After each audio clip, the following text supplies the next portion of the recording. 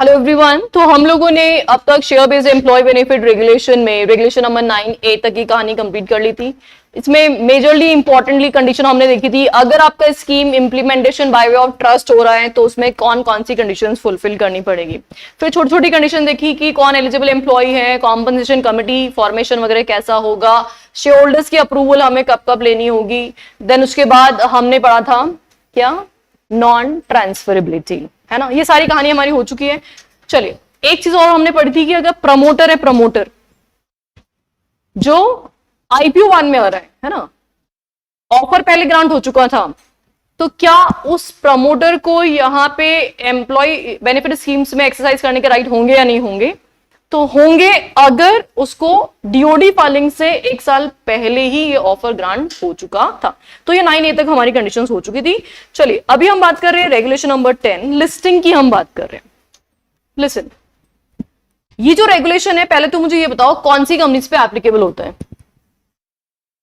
Obviously listed, SEBI पढ़ रहे हैं तो सेबी तो सिर्फ लिस्टेड कंपनीज पे ही एप्लीकेबल होता है। तो कंपनी कौन सी कंपनी है? लिस्टेड कंपनी है।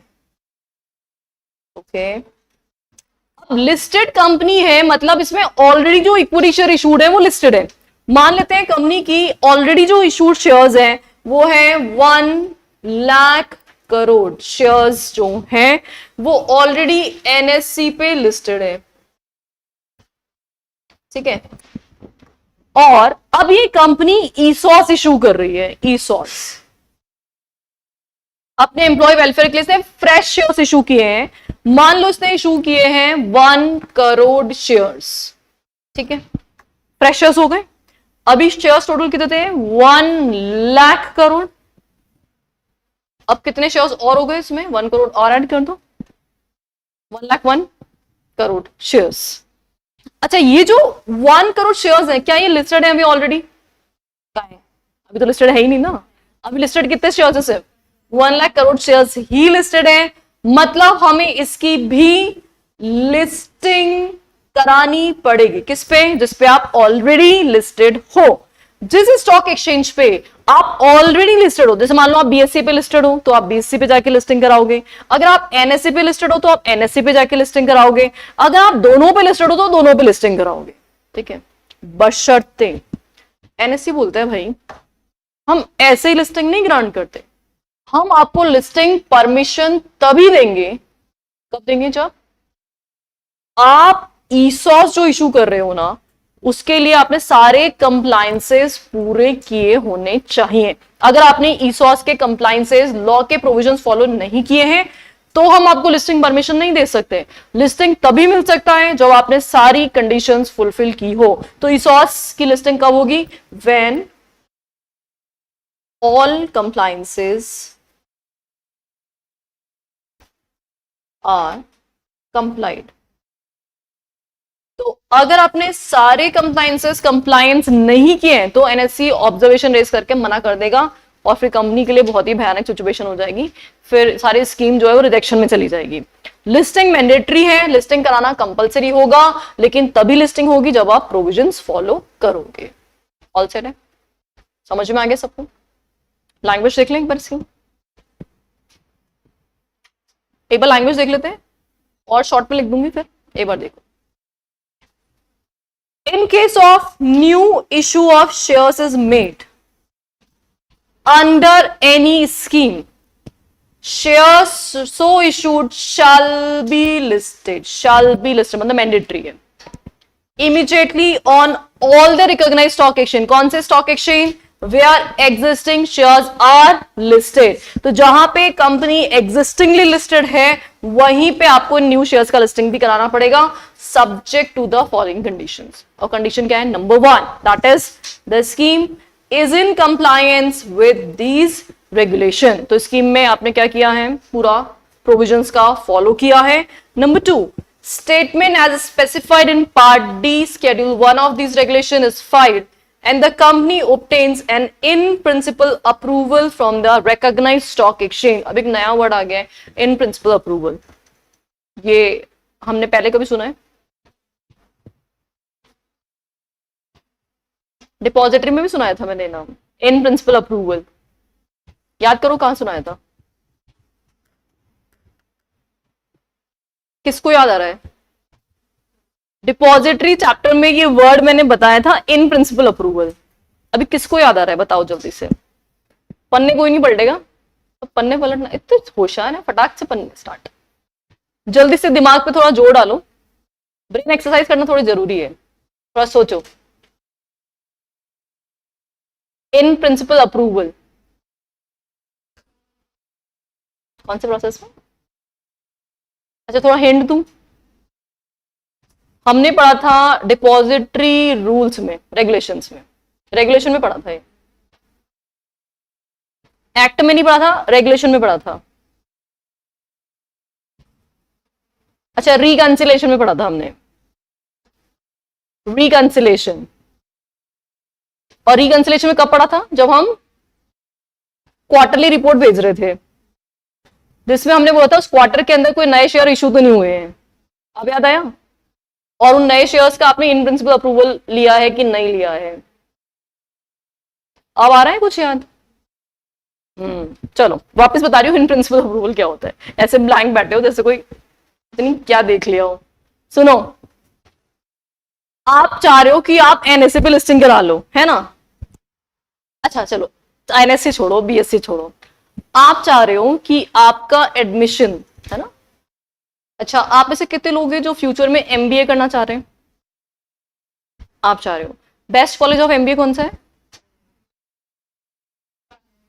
आईआईएम बेस्ट है ना, ऑब्वियसली। इसके तो सब नीचे नीचे ही है। अच्छा आईएम्स कौन सा वाला? कोई सा भी चलेगा। चलो ठीक है, चलो आईएम्स न्यू दिल्ली में कौन कौन एडमिशन लेना चाहता है? अगर फ्यूचर में एडमिशन चाहता है कि मैं एमबीए भी कर लूं, अरे कौन कौन एडमिशन लेना चाहता है भाई आईएम्स में? 1। अगर आप में से भी कोई एमबीए करना चाह रहा होता तो अगर आईएम्स का ऑप्शन मिल रहा होता तो जाते कि नहीं जाते ये बताओ। हाँ, जाते ना। अच्छा चलो, अगर मान लो लॉ कर रहा होता कोई बच्चा, लॉ, है ना, तो लॉ के लिए बेस्ट ऑप्शन क्या होता? एनएलयू। अच्छा, और एनएलयू कौन सा वाला? चलो बैंगलोर वाला, ठीक है। अच्छा वहां से आपको ऑफर मिल रहा होता तो ज्वाइन करते कि नहीं करते? करते ही। साइंस वाले बच्चों के लिए जो इंजीनियरिंग वगैरह करना चाहते हैं उनके लिए बेस्ट ऑप्शन क्या है ना? आईआईटी मुंबई, आईआईटी खड़गपुर, है ना, काफी फेमस होते हैं ये। अच्छा अब आप तो चाह रहे हो कि ये लोग आपको वहां पे ले एडमिशन कर दें, लेकिन क्या ऐसे मिल जाता है एडमिशन? तो क्या होता है फिर एडमिशन के लिए? एंट्रेंस टेस्ट होता है। मतलब वो डिसाइड करेंगे कि आप उनके इंस्टीट्यूशन में रहने लायक हो या नहीं हो। क्या बात सच है कि नहीं है? मतलब यहाँ पे आईआईटीएन जो इंस्टीट्यूशन है वो डिसाइड करेगा कि जो कैंडिडेट है वो कैसा। जैसे अभी नीट के एग्जाम हो रहे थे, है ना, कितने बच्चे दे रहे हैं? 20 लाख बच्चे दे रहे हैं। तो इसके बाद ये सब मेडिकल में जाएंगे, तो मेडिकल में जाएंगे तो मेडिकल में अच्छा कॉलेज किसको मिलेगा? जो इन 20 लाख में टॉप रैंकिंग पे आएगा। मतलब आपके चाहने से थोड़ी ना कुछ होता है। किसके चाहने से होता है? उस कॉलेज से होता है। जो टॉप रैंकिंग में फॉल करने वाले हैं वही वहां पे एडमिशन ले पाएंगे। अच्छा अब अगर हर किसी को एडमिशन मिलना स्टार्ट हो जाए तो क्या होगा? तो इस इंस्टीट्यूशन की कोई वैल्यू रह जाएगी? इस इंस्टीट्यूशन की भी फिर कोई वैल्यू नहीं रहेगी, क्योंकि हर बच्चा वहां पे जाएगा। इसका मतलब जो अपने करियर को लेकर सिंसियर है वो भी जाएगा, और जो अपने करियर को लेकर सिंसियर नहीं है वो भी जाएगा। तो इसका मतलब जो सिंसियर नहीं है उसको अच्छा पैकेज नहीं मिलेगा, और जब वो कुछ कांड करेगा तो किसका नाम आएगा? आईएम्स। किसका ठप्पा लगा उस पर? आईएम्स का। आईएम्स के बच्चे ऐसा करते हैं, है ना। फिर वो कोई और कांड करेगा, ये आईआईटीएन है, इसने कांड किया है, अभी क्या बोलते हैं? आईआईटीएन है, इन्होंने ये वेंचर लगा दिया, है ना, ऐसे सुनते हैं हम। इनका इतना पैकेज है, मतलब एक रेपुटेशन। आईएम्स है, इनका इतना पैकेज है, इन्होंने ये बिजनेस स्टार्ट किया। आईएम्स चाय वाला, है ना, एमबीए चाय वाला। तो इसका मतलब ये है कि अगर आप एनएससी पे जा रहे हो तो एनएससी भी एक तरह से इंस्टीट्यूशन हो गया, एंड एनएससी विल डिसाइड कि वो कौन सी कंपनी को यहां लिस्टिंग की परमिशन देगा, किनके शेयर्स स्टॉक एक्सचेंज पे ट्रेड कर सकते हैं। अगर कोई भी उटपटांग कंपनी यहां पे आ गई और उनके शेयर्स की ट्रेडिंग स्टार्ट हो गई तो फिर इन्वेस्टर्स का पैसा डूब सकता है। और अगर इन्वेस्टर्स का पैसा डूबेगा तो इन्वेस्टर क्या बोलेंगे, एनएससी घटिया है। ऐसा होगा कि नहीं होगा? मतलब उस कंपनी की गड़बड़ से किसकी रेपुटेशन खराब होगी? एनएससी की रेपुटेशन भी खराब होगी। देखो ऐसा है, अगर आज चिन्मय ट्यूटोरियल्स में कोई कांड होगा तो किसका नाम उछलेगा? ऑल्दो मैं इन्वॉल्व नहीं हूं, चिन्मय सर इन्वॉल्व नहीं है, बाकी फैकल्टीज इन्वॉल्व नहीं है, इन्वॉल्व 2 बच्चे हैं, और इवन चिन्मय ट्यूटोरियल्स की यूनिफॉर्म पहन के वो बाहर जाके भी कुछ कांड करते हैं ना, तो भी बोलते चिन्मय ट्यूटोरियल्स के बच्चे। ऑल्दो प्रमाइसेस में भी कुछ नहीं हो रहा हो भले, लेकिन तब भी क्या नाम आ जाएगा, चिन्मय ट्यूटोरियल्स के बच्चे फाइटिंग कर रहे थे रोड पे खड़े होंगे। तो अल्टीमेटली कौन डिफेम होता है? इंस्टीट्यूशन, ऑर्गेनाइजेशन, या फिर हमारे देश के लोग बाहर जाके कोई कांड करते हैं तो क्या रिप्रेजेंटेशन है? इंडिया, है ना, इंडिया के लोग ऐसे करते हैं, ऐसा होता है ना। मतलब हम किसको रिप्रेजेंट कर रहे हैं? इंडिया। ऑल्दो हमारी पर्सनल आइडेंटिटी कुछ भी हो, कंपनी सेक्रेटरीज अगर मान लो रोड पे एक्सीडेंट कर दे ना, तो कंपनी सेक्रेटरी ने रोड पे बढ़ा दी, अरे भाई उसका कंपनी सेक्रेटरी आईसीएस से क्या लेना देना। अभी एक न्यूज आई थी जिसमें ना एक सीए की फाइटिंग हो गई थी रोड एक्सीडेंट की वजह से, कि भाई कोई गाड़ी वाड़ी बढ़ा दी और उसके बाद है ना लड़ाई झगड़ा हो गया उनका, है ना, और कॉलर वॉलर पकड़ ली, शर्ट वर्ट फाड़ दिया, सब कुछ। तो न्यूज हेडलाइन बन रही है सीए की लड़ाई। अरे भाई उसमें सीए इंस्टीट्यूट क्या करेगा? लेकिन आपका ऑर्गेनाइजेशन डिफेम होता है। एग्जैक्टली अगर एनएससी पे घटिया कंपनीज आएंगी तो एनएससी डिफेम होगा। यहाँ तो बहुत जरूरी है भाई, इन्वेस्टर्स क्या फेथ कर रहे हैं कि एनएससी जिस भी किसी कंपनी को लेके आएगा उसको प्रॉपर्ली एग्जामिन कर लेगा, चेक कर लेगा और फिर उसके बाद उसको परमिशन देगा। तो जो ये परमिशन दी जा रही है ना, that permission is known as in principle approval. क्या बोला जाता है इसको? In principle approval. मतलब शेयर्स इशू करने से पहले आप एनएससी से पूछो कि हम जो शेयर इशू करने जा रहे हैं क्या आप उसको लिस्टिंग परमिशन दोगे या नहीं दोगे। अगर उन्होंने पहले से रेड फ्लैग दिखा दिया नहीं देंगे तो फिर इशू ही मत करो। अगर उन्होंने आपका पास्ट ट्रैक चेक किया, उनको लगा कि आप सब कुछ ठीक ठाक कर रहे हो, there is no problem at all, तो फिर वो आपको परमिशन ग्रांट कर देंगे, मतलब इन प्रिंसिपल अप्रूवल ग्रांटेड। और जैसे ग्रांट हो जाएगी, now you are free to issue shares. अब आप शेयर इशू कर सकते हो। अब इशू करने के बाद देखो ऐसा है, अगर आप अभी तक अच्छे हो तो क्या जरूरी है बाद में भी अच्छे रहोगे? मतलब किसी बच्चे का मान लो आईएम्स में, आईआईटी में, एनएलयू में एडमिशन हो जाए, क्या वहां से रेस्ट्रिकेट या सस्पेंड नहीं हो सकता? वो हो तो सकता है ना। मान लो वहां पे एडमिशन के बाद उसने वहां पे कोई न्यूसेंस क्रिएट किया या उसने कोई मारधाड़ या कुछ भी मिसकंडक्ट किया, तो क्या उसको वहां से हटाया जा सकता है? Of course. Exactly same company के साथ भी होता है। कंपनी को एनएससी बीएससी ने क्या कर दिया था? इन प्रिंसिपल अप्रूवल दे दिया था। उसके बाद ये कब किसके बेसिस पे था? पास हिस्ट्री के बेसिस पे। उसके बाद आप इशू लेके आए, आपने इशू में बहुत सारे नॉन कंप्लायंस कर दिए। अगर आपने इशू में नॉन कंप्लायंस कर दिया तो वो फिर से लिस्टिंग के लिए मना कर सकते हैं। इसका मतलब ये एक two sided, two faced process रहेगी। पहला प्रोसेस क्या होगा? कंपनी सबसे पहले रिकॉग्नाइज्ड स्टॉक एक्सचेंज के पास जाकर के एक एप्लीकेशन लगाएगी, और ये एप्लीकेशन किस चीज की एप्लीकेशन है? इन प्रिंसिपल अप्रूवल की एप्लीकेशन है। इस पे स्टॉक एक्सचेंज 2 तरीके से रिएक्ट करता है, या तो स्टॉक एक्सचेंज इस अप्रूवल देगा या इसको रिजेक्शन में डाल देगा। अगर रिजेक्शन में यही डल गई तो कहानी यही खत्म हो जाएगी। अगर अप्रूवल मिला, अप्रूव्ड, तो क्या करेगी कंपनी? शेयर इशू करेगी। Share issue. अब देखो अगेन, शेयर इशुएंस में कंपनी को बहुत सारे लॉ के कंप्लायंसेस पूरे करने होते हैं, आईसीडीआर के कंप्लायंसेस, या जिस भी टाइप की सिक्योरिटी आप इशू कर रहे हो उसके कंप्लायंसेस आपको पूरे करने पड़ेंगे। जैसे यहाँ पे आप share based employee benefit regulation follow कर रहे हो, हर टाइप के शेयर के लिए अलग अलग टाइप की रेगुलेशंस हैं, वो आपको फॉलो करनी पड़ेगी। तो यहाँ पे जो भी आप सिक्योरिटी इशू करेंगे उसके लिए क्या करेंगे? लॉ कंप्लायंस करेंगे। ठीक है। फिर इशू होने के बाद आप फिर से एप्लीकेशन लगाओगे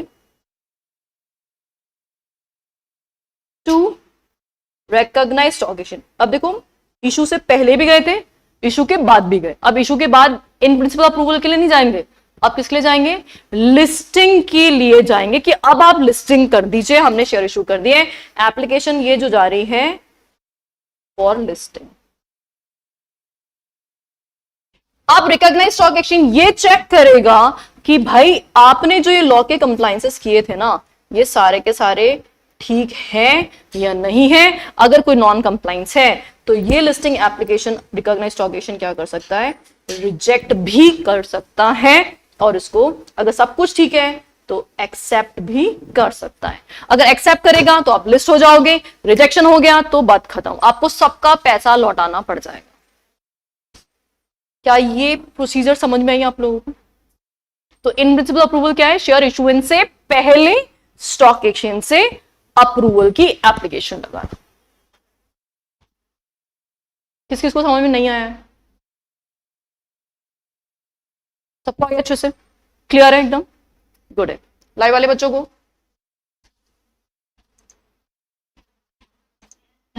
ओके।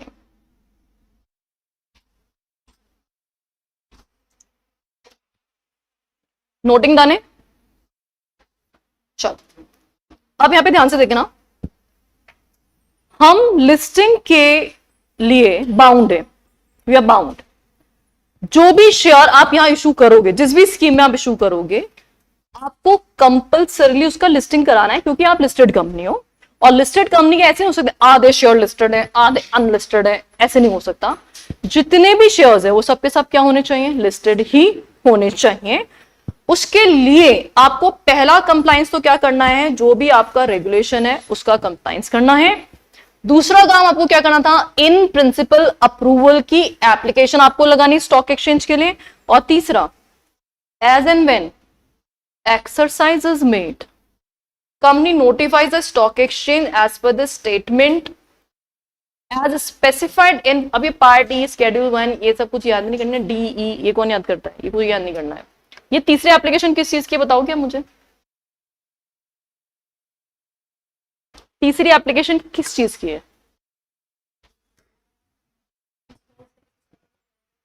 हाँ जी, एक्सरसाइज मतलब अलॉटमेंट के बाद लिस्टिंग की एप्लीकेशन है ये, जो अभी अभी मैंने बताई थी ना, ये वाली एप्लीकेशन है ये, दिस वन। एक्सरसाइज हो गया मतलब अलॉटमेंट होगा, तो अलॉटमेंट के बाद आपको फिर से स्टॉक एक्सचेंज को एप्लीकेशन लगानी है कि भाई हमने अलॉटमेंट कर दिया, अब तुम्हारा लिस्टिंग का काम निपटा दो। चलो अब इसको समरी कर लेते हैं। सुनो, सबसे पहले इश्यू ऑफ शेयर्स हुए थे स्कीम के अंदर। Issue of shares under schemes shall be listed on recognized stock exchange। कौन से स्टॉक एक्सचेंज में? जहां पे आप ऑलरेडी लिस्टेड है ना, जहां पे आप ऑलरेडी लिस्टेड हैं। where company is already listed, company is already listed।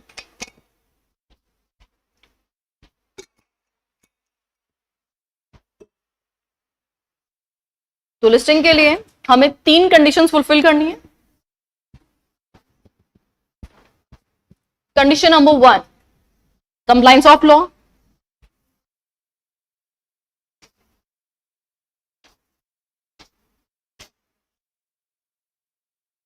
Condition number 2, that is application for in principle approval to the stock exchange, application to recognize stock exchange for in principle approval। नंबर 3, फिर से application to the recognise stock exchange, फिर से।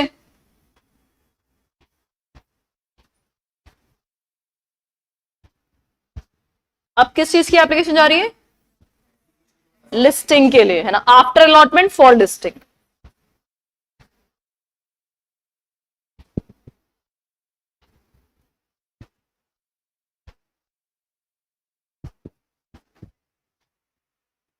जैसे scheme exercise हो गई है, उसके बाद अलॉटमेंट हो गया, अलॉटमेंट के बाद लिस्टिंग करानी है हमें, इसलिए हम एप्लीकेशन लगा रहे हैं स्टॉक एक्सचेंज को। Regulation clear? चलो आगे बढ़ते हैं फिर। Noting done?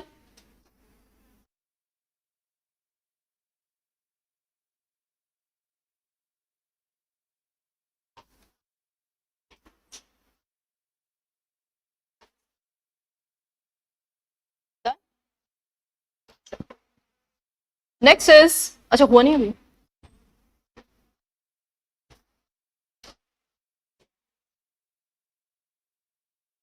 अच्छा आप लोग कौन से ऑडिटर बनोगे?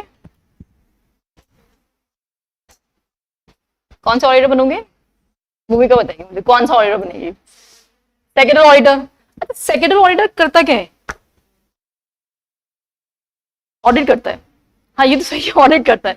किस चीज की ऑडिट करता है? सेक्रेटरी ऑडिटर किस चीज की ऑडिट करेगा ये बताओ मुझे। लॉ की कंप्लायंस से, जितने भी लॉ एप्लीकेबल आपकी कंपनी पे हो रहे हैं, जैसे कंपनी लॉ वो तो पता ही है, सिक्योरिटीज लॉ सारे जितने भी हैं, उसके अलावा लेबर लॉ, आईपीआरस, ये सब कुछ कंप्लायंसेस कौन देखेगा कंपनी में? इसका मतलब सेक्रेटरी ऑडिटर को ये सारे लॉ आने चाहिए, आने चाहिए ना। खुद को लॉ नहीं आएंगे तो क्या पता लगाओगे क्या सही है और क्या गलत है? तो अभी यहां पे आप लोग सेक्रेटरी ऑडिटर हो, आप लोग ये पता लगाते हो सारे कंप्लायंसेस है या नहीं है। अच्छा ये सेबी की रेगुलेशन है, ये रेगुलेशन का कंप्लायंस हुआ है कि नहीं हुआ है ये भी कौन पता लगाएगा? Of course secretary auditor. तो सेक्रेटरी ऑडिटर क्या करेगा? सर्टिफाई करेगा कि सारे रेगुलेशन के कंप्लायंसेस हो गए हैं, एंड देन वो सर्टिफिकेट किसको देगा? कंपनी को। फिर कंपनी सर्टिफिकेशन किसको सबमिट करेगी? मेंबर्स को, जनरल मीटिंग में, कि ये लो ये हमारा रिपोर्ट है, ये हमारा ऑडिटर हमारे बारे में बोलता है कि हम कितने दूध के धुले हैं, हमने सब कुछ ठीक ठाक काम किया, हमने कुछ कांड नहीं किया। ऐसा वो अलग बात है कि सेक्रेटरी ऑडिटर कंपनी सब मिले जुले होते हैं, पैसे वैसे खा लेते हैं और फिर उसके बाद गलत सलत रिपोर्ट देते रहते हैं। ऐसा होता है ना, होता है। प्रोफेशनल्स मिलकर के तो कांड करवाते हैं ना, जितने भी प्रोफेशनल्स हैं, चाहे वो स्टैट्यूटरी ऑडिटर हो चाहे वो सेक्रेटरी ऑडिटर हो। ये क्या डायरेक्टर बोलता है, देखो कंपनी में कांड तो है, तुम्हारा रेट बोलो, रिपोर्ट सही कर दो बस। फिर कंपनी सेक्रेटरी बोलता है अच्छा 1 लाख करोड़ की कंपनी है, रिपोर्टिंग सही करवानी है, निकालो 10 करोड़, अभी रिपोर्ट सही करते हैं। और फिर 10 करोड़ अंदर रिपोर्ट एकदम ट्रू एंड फेयर, सब कुछ ठीक ठाक है। और अगर 10 करोड़ नहीं आए तो ये क्वालिफिकेशन वो क्वालिफिकेशन, ये गलत किया है वो गलत किया है।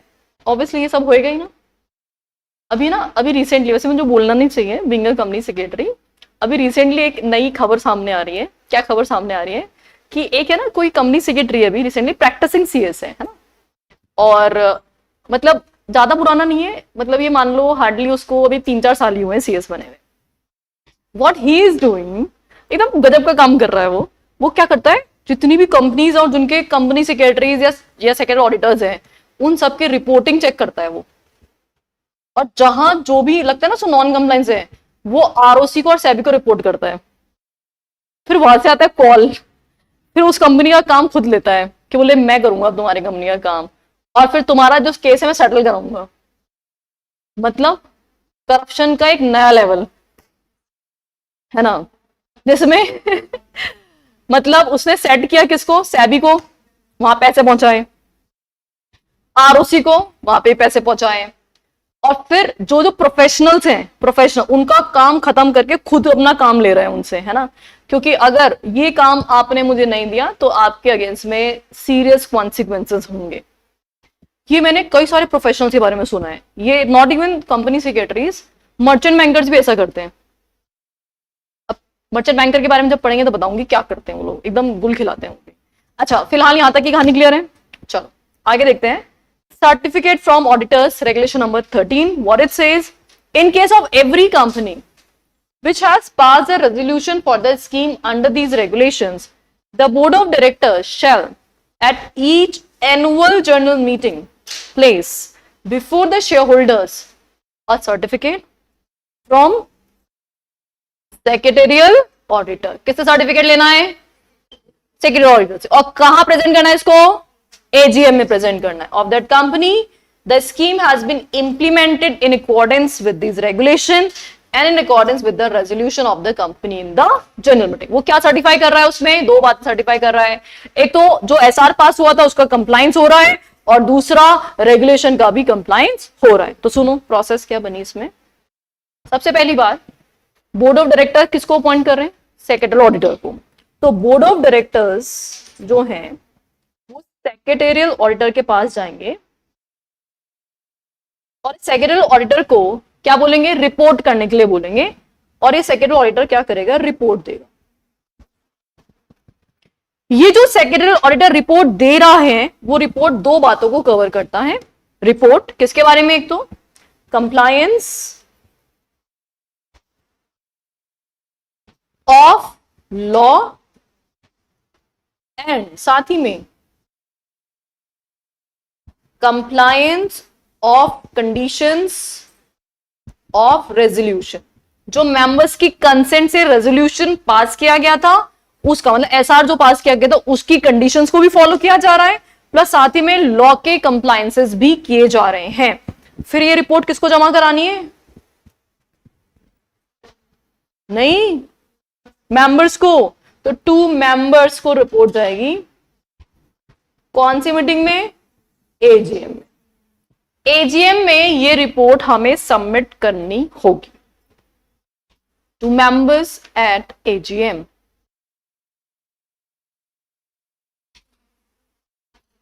समझ में आ गया?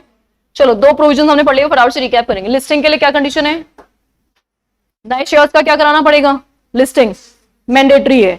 और लिस्टिंग कब हो पाएगा? नंबर 1 जब आप लॉ का कंप्लायंस करेंगे। नंबर 2 जब आप application for in principle approval to stock exchange लगाएंगे। नंबर 3 जब आप एप्लीकेशन आफ्टर स्कीम जो भी है एक्सरसाइज हो गई उसके बाद अलॉटमेंट के बाद आप क्या कर रहे हैं? फिर से लिस्टिंग की एप्लीकेशन लगाएंगे। सेकंड जो हमने पढ़ा है that is what? Secretary auditor से हमें रिपोर्टिंग चाहिए। सेक्रेटरी ऑडिटर जो रिपोर्ट देगा वो 2 कंप्लायंसेस को कवर करेगा। Number 1 that is of law, number 2 resolution के कंप्लायंसेस भी हमने पूरे किए हैं। और ये रिपोर्ट किसको जमा करनी है? ठीक है, चलिए अब जो है ना इसमें एडमिनिस्ट्रेशन ऑफ स्पेसिफिक स्कीम्स है, ये बेसिकली छोटा मोटा समरी दे रखा है, इसमें ज्यादा कुछ विशेष बात नहीं दे रखी है। इसका एक कॉमन पॉइंटर सुन लो जो सारे स्कीम्स में कॉमनली एप्लीकेबल होगा। पहला, अच्छा एक बात बताओ, मैं आपको कोई स्कीम बताऊं आज कि इस स्कीम में पैसा लगाओ आपका पैसा डबल, ऐसा कुछ बताऊं मैं, तो क्या सिर्फ और सिर्फ नहीं फेक नहीं होता है, हमेशा फेक भी नहीं होता है। कभी कभी पैसा डबल होता भी है। डबल किस बेसिस पे होता है कि मान लो मैंने आपको कोई शेयर है जिसका स्टडी करके बताया आपको कि ये जो कंपनी है अभी मल्टी बैगर हो सकती है। शेयर मार्केट में ऐसा होता है, बहुत सारे शेयर्स होते हैं। जैसे सुजलॉन का एग्जांपल ले लो, 2 साल पहले सुजलॉन की वैल्यू 8 रुपए थी, 8 रुपए। आज वो शेयर कितने रुपए का है? 54 रुपीज का। 8 रुपए का शेयर कितना हो गया? और ये तो वन ऑफ द एग्जांपल है। 84 पे गया, फिर नीचे आ गया, फिर 54 पे बहुत टाइम से सस्टेन कर रहा है। मतलब 8 रुपए वालों ने 54 रुपीज पे पहुंचा दिया। व्हाट्स द प्रॉब्लम, है ना? मल्टीबैगर हो गया। Not even this, so many companies are there जो जैसे चिप्स में डील करती है ना। आजकल चिप जो होती है वो हर मोबाइल में, हर सिस्टम में, एआई का जितना भी सेगमेंट है समेत चिप डलती है। तो जो कंपनी चिप बना रही है उन कंपनीज के शेयर का तो पूछो ही मत क्या क्या हो रहा है। अभी जैसे इंडोटेक देख लेते हैं, इंडोटेक नाम की एक कंपनी है। मैंने इस कंपनी में इन्वेस्टमेंट किया था आज से सिर्फ और सिर्फ 4 या 5 महीने पहले, ठीक है। मेरी एवरेज कॉस्टिंग थी इसकी 1600 रुपए। 1600 रुपए पे मैंने एवरेज बाइंग की थी इसकी, और आज की डेट पे वो शेयर चल रहा है 3300 रुपीज पे। 6 महीने में शेयर डबल हो गया। तो होता है डबल, है ना। और सारे शेयर्स नहीं होते, लेकिन सारे नहीं होते हैं। ऐसे ही बहुत सारे शेयर्स हैं जो आज मेरी बाइंग प्राइस के 30% में पहुंच गए, 70% इरेज हो चुके हैं, है ना। बट वो मैं बहुत नॉमिनल पैसा इन्वेस्टमेंट किया है, ज्यादा नहीं किया उसमें। तो ठीक है, ऐसे मजे मजे में कर लिया, ठीक है, देखा जाएगा, मल्टीबैगर बन गया तो बन गया। बिजनेस स्टडी कर लेते हैं, कभी ठीक हो जाता है तुक्का, कभी नहीं भी होता है, जैसा भी है। अच्छा, आप सुनो ध्यान से बात। अब अगर मैं आपको कोई भी स्कीम में पैसा इन्वेस्ट करने के लिए बोलूंगी तो क्या आप स्कीम का डिटेल जानना चाहते हो या नहीं जानना चाहते हो? फॉर एग्जाम्पल, मैंने आपको बोला कि आपको 100 रुपए इन्वेस्ट करने हैं, ठीक है, आप आंख बंद करोगे, मैम ने 100 रुपए के लिए बोला है, कर देते हैं इन्वेस्टमेंट, कर दोगे। लेकिन जैसे मैं बोलूं आपको 1 लाख रुपए इन्वेस्टमेंट करने हैं, आंख बंद करके 1 लाख रुपए तो नहीं दोगे ऑब्वियसली, इस स्कीम में मैम ने बोला इसलिए। अब 1 लाख रुपए के लिए आपको किसके पास जाना पड़ेगा? आपके डैड के पास। आप अपने डैड को बोलोगे कि डैड 1 लाख रुपए दो, हमें एक शेयर में इन्वेस्टमेंट करना है, तो आपके डैड ये तो ना बोलेंगे कि हाँ मैम ने बोला इसलिए इन्वेस्टमेंट कर दो। वो क्या बोलेंगे कि कौन सी स्कीम है, क्या स्कीम है, क्या बिजनेस है उनका। अब वो आपसे जैसे जैसे क्वेश्चन पूछते जा रहे हैं, आप तो एकदम हक्के बक्के, आपको कुछ पता ही नहीं है, आपको तो पता है बस मैम ने बोला है। ऐसा थोड़ा इन्वेस्टमेंट होता है। इन्वेस्टमेंट के लिए आप क्या बताओगे कि ये कंपनी सेमीकंडक्टर में डील करती है, दिस कंपनी वॉज एस्टैब्लिश आज से 10 साल पहले, इसके पास अभी मैन्युफैक्चरिंग कैपेसिटी जो है वो 1 लाख सेमीकंडक्टर्स पर एनम बनाने की है, इसकी ऑर्डर बुक 1 लाख से बहुत ज्यादा है, 1 लाख तो उसकी कैपेसिटी है, इसके पास ऑर्डर बुक कम से कम 5 लाख सेमीकंडक्टर पर एनम बनाने की है, और बहुत सारे ऑर्डर तो ये ले नहीं रहे क्योंकि कैपेसिटी कम है, and they have announced to expand their business to at least 5 to 10 times. अब सोचो इतना सब कुछ अगर मैं कंपनी के बारे में बता रही हूँ, प्रेजेंटली कंपनी का शेयर प्राइस जो है वो उसकी नेटवर्थ के या बुक वैल्यू के इक्विवेलेंट चल रहा है।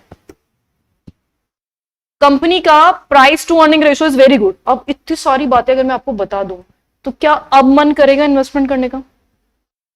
करेगा ना, ऑब्वियसली करेगा। अब बोलो यार कंपनी का डेट इक्विटी रेशियो बहुत अच्छा है, डेट्स है ही नहीं कंपनी में, ऑब्लिगेशन टू पेमेंट कुछ नहीं है, एसेट्स जो है जो बैलेंस शीट में दिखाई दे रही है उतनी ही बुक वैल्यू है, उतनी ही मार्केट वैल्यू चल रही है, जबकि मार्केट वैल्यू बुक वैल्यू से कम पता नहीं कितने टाइम चलती है, हाँ 80-90 टाइम्स तो आराम से चलती है, और थोड़ी ठीक ठाक कंपनीज होती हैं तो 40-50 टाइम होती है, और मतलब ऐसे 120 टाइम्स। मैंने I have seen so many companies जिनको 100 टाइम्स ऊपर चलती है, यहाँ तो बुक वैल्यू के पार है, मतलब ऐसे ही प्रॉफिट में हुआ, और कंपनी का बिजनेस बहुत अच्छा है, फ्यूचर ग्रोथ बहुत अच्छी है, सेमीकंडक्टर्स हर जगह चलते हैं।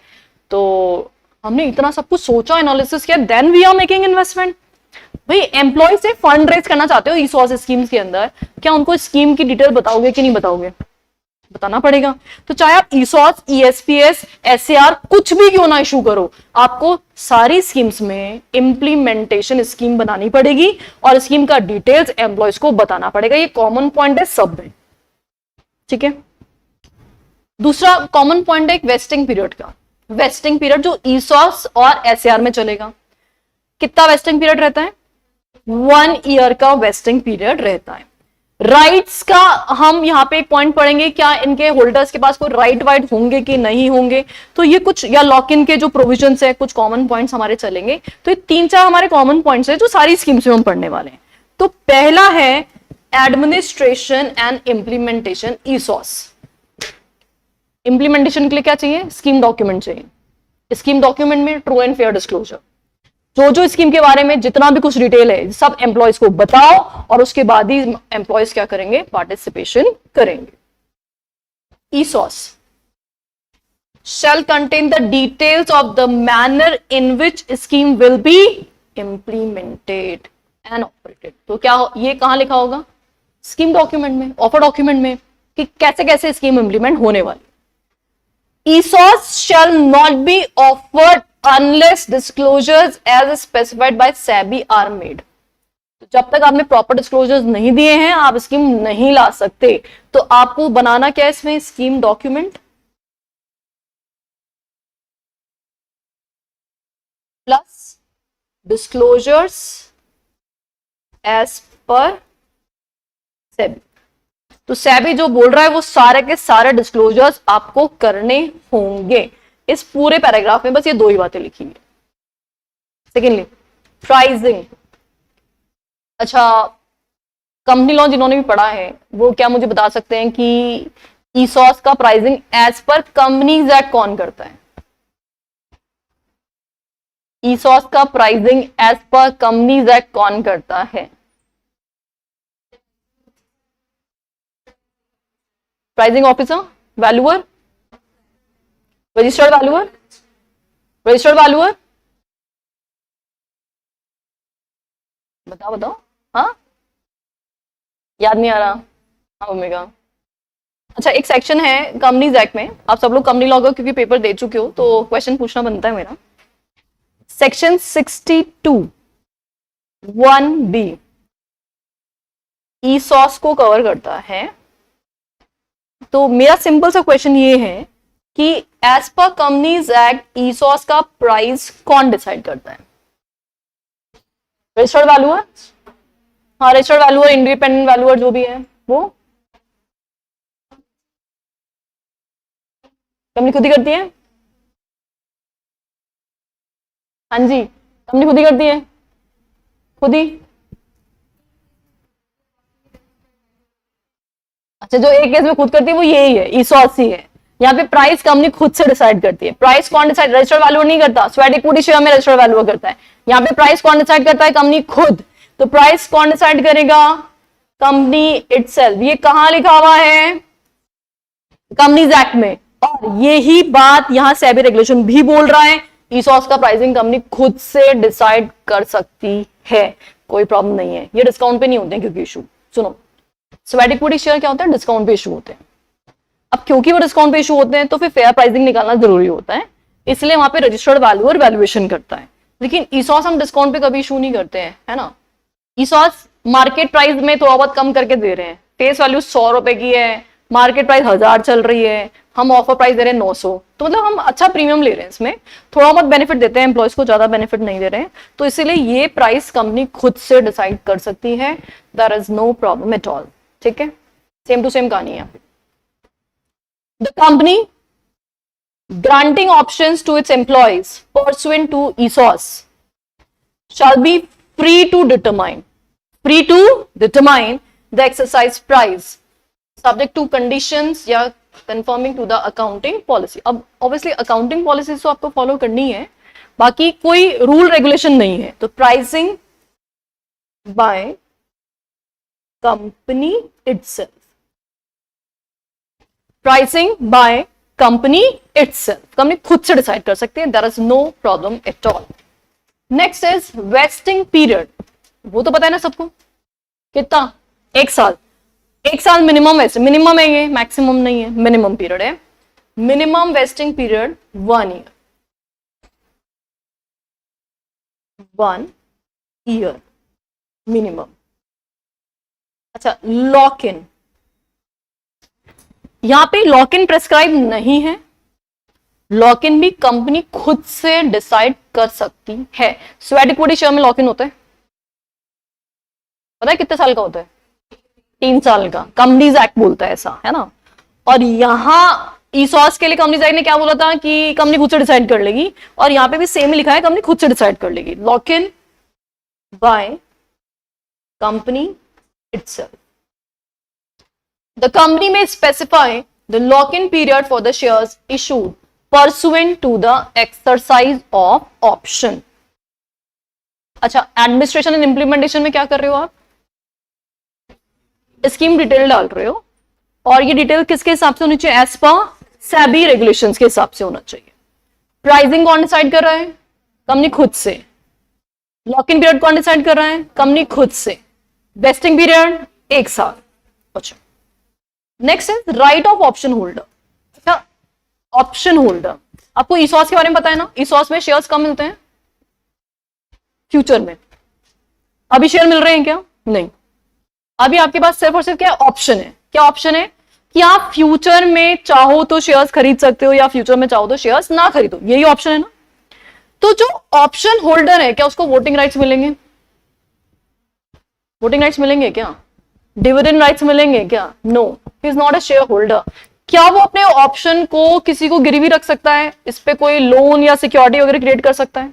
तो आंसर है नो, क्योंकि अभी इस ऑप्शन का यही नहीं पता कि वो एक्सरसाइज होगा या नहीं होगा, इसलिए अभी फिलहाल उसको किसी भी तरह के कोई भी राइट नहीं मिलेंगे। लेकिन अगर वो एक्सरसाइज कर लेता है तो ही विल बिकम मेंबर, और जैसे वो मेंबर बन जाएगा तो डिविडेंड, वोटिंग, सारे राइट्स उसको मिल जाएंगे। तो what it says, employee shall not have right to receive any dividend, voting or enjoy any benefits of the shareholder in respect of option granted to him till shares are exercised। जब तक share exercise नहीं हो जाते तब तक उसको कोई right नहीं मिलेगा। तो नो डिविडेंड, वोटिंग राइट्स, कुछ नहीं मिलेगा। कब तक नहीं मिलेगा? Till exercise, till exercise. All done. अच्छा, अब ये बोल रहा है consequence of failure to exercise option. Let's say employee ने ईसॉस स्कीम पार्टिसिपेशन के लिए अर्नेस्ट मनी दिया था, फिर वेस्टिंग पीरियड खत्म हो गया, एक्सरसाइज पीरियड स्टार्ट हो गया। उस एक्सरसाइज पीरियड में एम्प्लॉय ने एक्सरसाइज नहीं किया क्योंकि उसको लगता है कि शेयर का प्राइस बहुत गिर गया है, मुझे नहीं खरीदना है। तो जो उसने पैसा दिया था उसका क्या होगा? फोरफिट हो जाएगा। ऑब्वियसली इन जनरल फोरफिट होगा। लेकिन अगर बाय चांस वो ये एक्सरसाइज नहीं कर पा रहा है क्योंकि कंपनी की गलती है, तो रिफंड मिलेगा। समझ में आ गया? अगर कंपनी की गलती की वजह से एक्सरसाइज नहीं कर पा रहा है तो रिफंड मिल जाएगा, और खुद से ही नहीं कर रहा है तो फोरफिट हो जाएगा। तो यहां पे दो कॉन्सिक्वेंसेज हैं, या तो फोरफिट हो जाएगा या फिर रिफंड हो जाएगा। forfeited by the company is option is not exercised by the employee within the exercise period, और रिफंड हो जाएगा अगर options are not vested due to the non fulfilment of conditions. तो कंपनी कंडीशंस फुलफिल नहीं कर रही है तो डेफिनेटली पैसा रिफंड करना होगा। तो दो बातें हो गई, फोरफीट और रिफंड। फोरफीट जब not exercise by employee within time limit, within time limit, whereas refund कब हो जाएगा? when conditions are not fulfilled, conditions are not fulfilled, जिसकी वजह से वेस्टिंग नहीं हो रहा, और जब वेस्टिंग ही नहीं हो रहा तो एक्सरसाइज होने का सवाल ही नहीं होता है, तो रिफंड करना पड़ेगा। All done. चलो फटाफट से एक बार रिकैप करेंगे फिर आगे बढ़ेंगे। नंबर 1, सबसे पहले क्या सीखा आज हमने? लिस्टिंग। लिस्टिंग कंडीशन कंपलसरी है या नहीं है? कंपलसरी है। कितनी कंडीशन फुलफिल करनी है? 3। Number 1 compliance of law, number 2 inadmissible approval की एप्लीकेशन, नंबर 3 एक्सरसाइज के बाद अलॉटमेंट एंड देन फिर से लिस्टिंग एप्लीकेशन। ठीक है, फिर उसके बाद क्या लेना है? Certificate from secretarial auditor. क्या ऑडिट करेगा उसमें? वो दो बातें, compliance of law and compliance of resolution. ठीक है, मेंबर्स ने जो भी बोला था। और रिपोर्टिंग किसको जाएगी? मेंबर्स को एजीएम के अंदर जाएगी। ठीक बात है। देन उसके बाद हम क्या पढ़ रहे हैं? Administration and implementation of the schemes में ईसॉस का सबसे पहला एडमिनिस्ट्रेशन। इसमें क्या होगा? Scheme document, disclosure as per SEBI. Number 2 pricing, company itself, lock in, company itself, vesting 1 year, right, no dividend, no voting right till exercise, and अगर exercise नहीं किया तो या तो रिफंड या फिर फोरफीचर। ठीक है, हो गया याद यहां तक? गुड है, आगे बढ़ लेते हैं। अब जो है ना, इसने एक नोट दे रखा है ना, इस नोट को लैंग्वेज पढ़ दूं या पहले समझा दूं? समझा दूं पहले? लैंग्वेज पढ़ दूं? दिमाग लगाएंगे थोड़ा सा फिर? चलो ठीक है, फिर दिमाग लगाना। In regarding to vesting period, where options are granted by a company under ESOS, in lieu of, किसके बदले में? Options held by employee under ESOS in another company which has merged, demerged, arranged, amalgamated with the first mentioned company. The period during which option granted by the transfer company were held by such employee shall be adjusted against the minimum vesting period. Bounce हो गया? आया समझ में कुछ? बताओ क्या समझ में आया?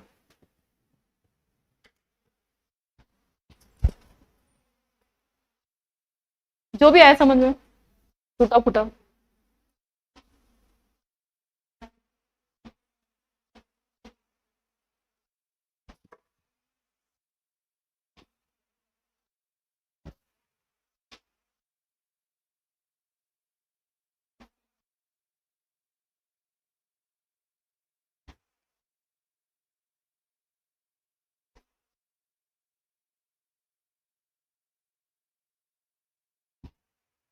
बोल रहे हैं कुछ या बता दूं मैं?